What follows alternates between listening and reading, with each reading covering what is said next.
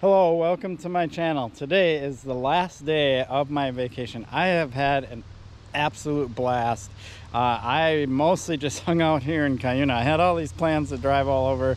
Then I had that crash on Tuesday and that kind of mellowed me out. That was when I went to Tioga, and then I was gonna go try what was it, frickin' Duluth, and I was gonna go up to why am I forgetting the name of the red whatever? Anyway, Redhead, that's it. I was gonna go to Redhead. I never did any of that. I didn't make it over to Cable. I will be in Cable soon because I'm gonna be doing the Schwamigan race in mid-September, so I'll plan a couple extra days there to ride that. Today I'm gonna go ride Drawpoint. It's one of my favorite trails. I will film it. And I'm gonna bring my tripod. I can't make promises because it is a Sunday. It might be busy, and when it's really busy, it's too dangerous to set up the tripod and so on and so forth and film. But if it's mellow, I'll see what I can do. And there's a couple of things on there. I mainly want to get that big rock drop. That's such a cool feature, and when you watch it on the chesty, it doesn't do it justice. So yeah, I'm gonna go ride Drawpoint. Oh, check out my jersey. Wolf Tooth. I love Wolf Tooth. They don't pay me to say this, but they are a local Minnesota based company, and everything's manufactured in the USA, at least the parts that they can machine and stuff, and I love them. And I was kind of surprised when I bought my Hey Duke that it actually came stock with a Wolf Tooth headset, and that's pretty cool. I don't know if there's any other Wolf Tooth parts on there, but I know it has a Wolf Tooth headset. But the first stuff I got was their in-case system, which is the tools in the end of my handlebars, and then I got the dropper lever, because when I bought this bike, the Ripmo, the weakest link on this bike was the stock dropper lever. It was like this little button thing, and it literally broke right away, like within the first week that I had this bike. So I ordered this Wolf Tooth dropper lever, and I got the long, and it is so nice and effortless. Like, if you ever have to like really focus and push hard to drop your saddle or raise it, that's gonna disrupt your riding, and the fact that this is just like boop, effortless makes it really cool. And this is so nicely made. Yeah, anyway, there's the Wolf Tooth plug. I just ordered some more parts. I also run the Wolf Tooth chainring on my Ripmo, and I also run one on my low side. I just love their parts. Nicely precision machine. Anyway, thanks for making good stuff, Wolf Tooth, and the jersey's cool. Anyway, enough on that. I am gonna go ride Drawpoint. So I'm heading to Drawpoint, and to get there you can take the gravel roads. I think you have to take that one off to the left over there, but I like to take Galloping Goose, and the main reason why is because I want to warm up. So I'm gonna get on Galloping Goose, which will be a short bit of single track before you get to Drawpoint. But what's kind of nice is it's a warm up. And Drawpoint's changed. So the first video I did on it, you used to just jump right on Drawpoint. Now what they have is backcountry, and then backcountry takes you to Drawpoint. But if you stay on backcountry, it takes you back out to the gravel roads, and then all the way up to Center, Sledgehammer, and backcountry, of course. So if you want to hit that stuff, this is a good way to go.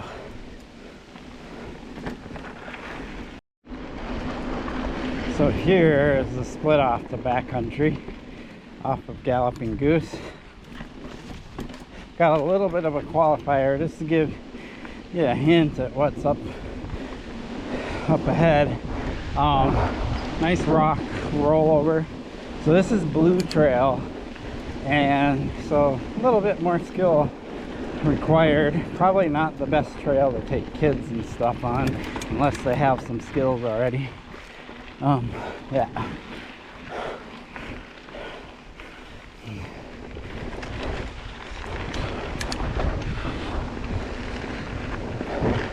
So that road we just crossed is part of the gravel road. There's a nice fun table up here.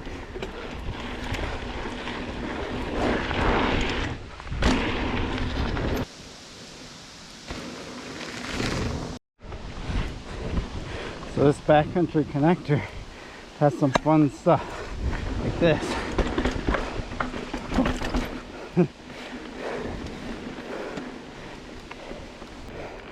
Now I'm finally on Drawpoint. This trail's pretty fun. It's got a lot of climbing, but kind of a higher skill level trail.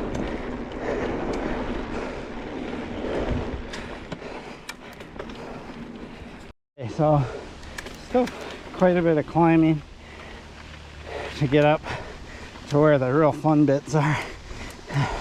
But that's pretty much the theme of anything if you want to ride fun downhill stuff. So get your climb on.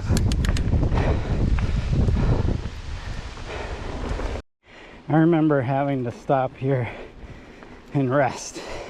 I'm tired from the climb, but because of all the climbing and work I've been doing, I don't have to rest. I can keep going because I know I'll recover. It's kind of fun up ahead if I remember right. But my main purpose for all of this is going to be right here. So if I go on this higher line,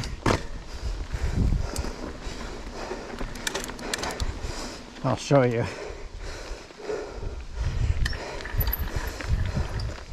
So I'll get off. I want to show you this. This is pretty cool. Okay, so there are basically two options here. There's this ride to the left, and you can see it there, and it splits right there, and then it comes down, and then there's kind of a little like jump into it if you want. You can kind of jump and then land on the downside, which could be pretty fun. I can tell a lot of people are braking. It's pretty rough looking there. The line that I like is you come along and you go to the right, you come around and come through here and along here, and then this is kind of the angle you'll see it at if you approach it. So you can't really see what you're getting into, and this is why I always recommend people to look before they go ride something. And a note about that is I majorly failed to do that Tuesday when I was up in Tioga, so I'm admitting fault there for not going down and looking at that rock. Then I would have known it was angled to the left, and then I would have either been a little more prepared, meaning I would have went in with more momentum, or I would have not done it because I was like, I don't like that weird angle of that rock.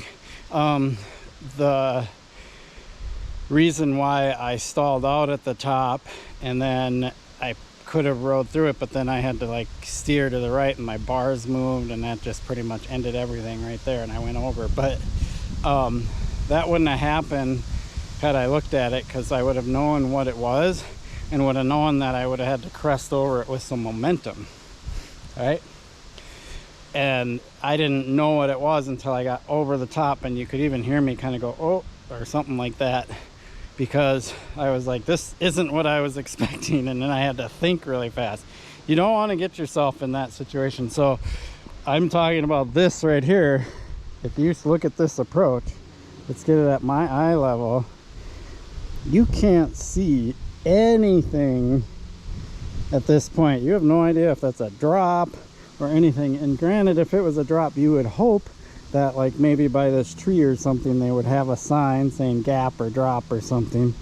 But you know, basically you don't really know what it's doing until you get to right about here. I can just now start to see what's going on as I'm rolling up to it.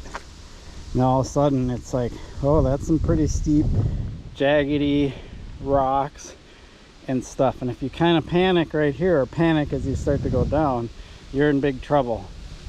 So this is one of those features where when you come up to it, you want pure commitment, and you want to just come up and keep your speed and stay off the brakes, especially the front brake. You can give it a little bit of rear brake, and this is why disc brakes are nice, because you can modulate them and you can go down and then just let yourself flow. And then when you get to the flat there, that's where you can worry about braking going into that berm if you feel like you need to brake. If you really know how to rail berms, you might not need to brake. I think that I have to brake at least a little bit to go into that berm.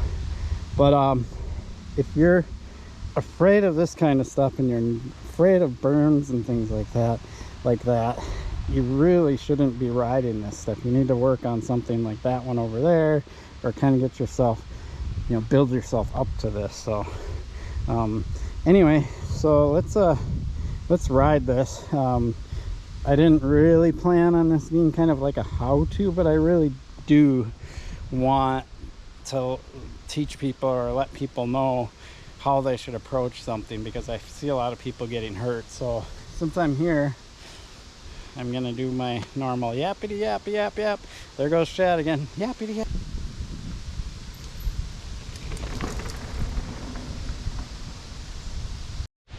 It's kind of crazy. It really, in the video, it does not look bad at all. And it really isn't that bad, to be honest with you. It's a pretty easy thing to ride, but it just looks intimidating. You know, when you approach it and look down, it looks pretty intimidating. So I'm gonna try to get an angle from here and do it, and then we'll do a chesty angle and then we'll be done. But yeah, it's fun.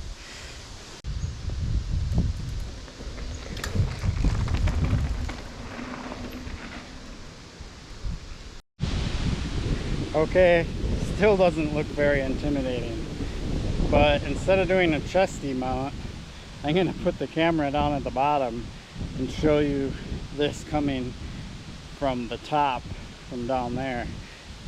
I think that'll show you kind of the scale of this a little better than doing it from up here.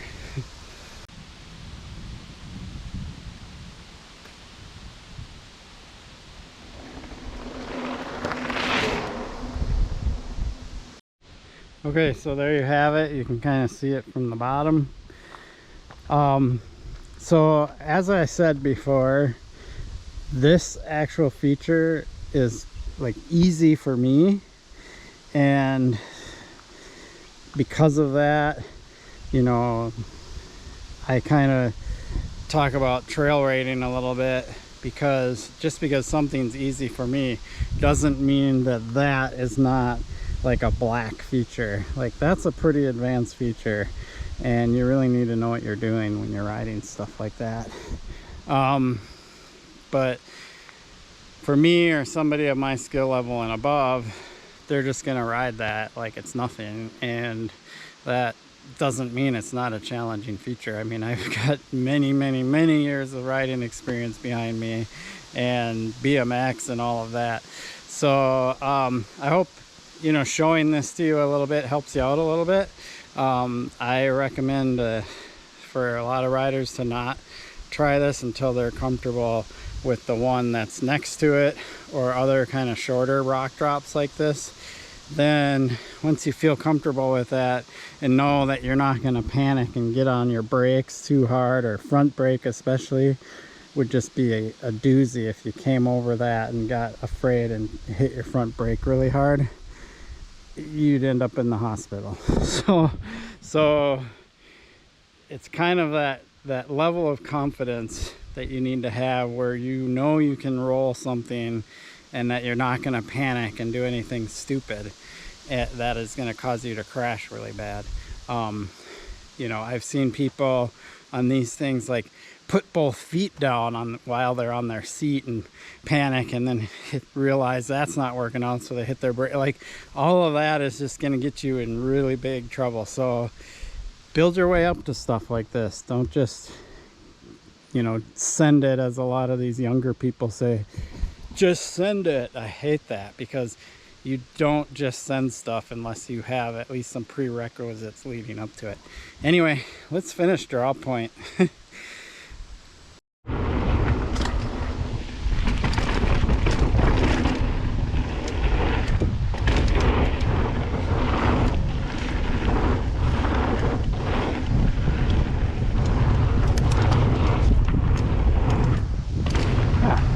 Fun step up.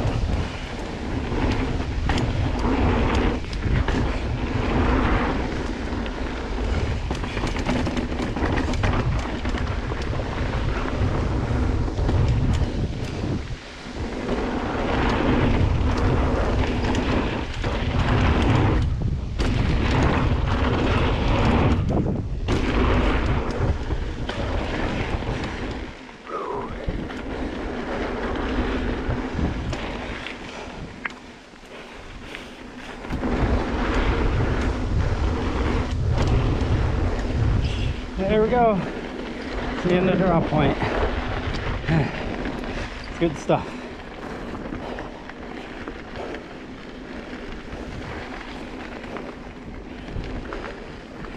So it's kind of like right where that big rock drop is, just the start of a super fun fast line of flow and jumps.